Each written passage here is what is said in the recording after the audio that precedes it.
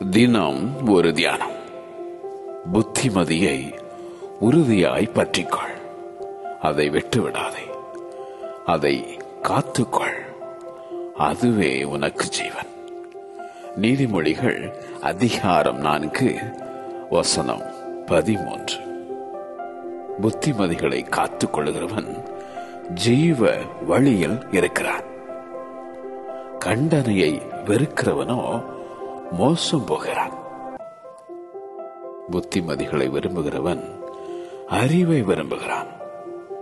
கடிந்து கொள்ளுதலை வெறுக்கிறவனோ மிருக குணமுள்ளவன்.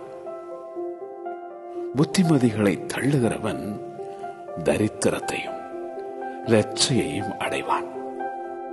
கடிந்து கொள்ளுதலை கவனித்து நடக்கிறவனோ கனமடைவான்.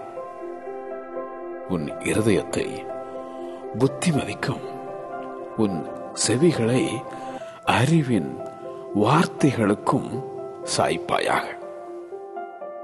உன் சுய புத்தியின் மேல் சாயாமல் உன் முழு இருதயத்தோடும் கர்த்தரில் நம்பிக்கையாயிரு.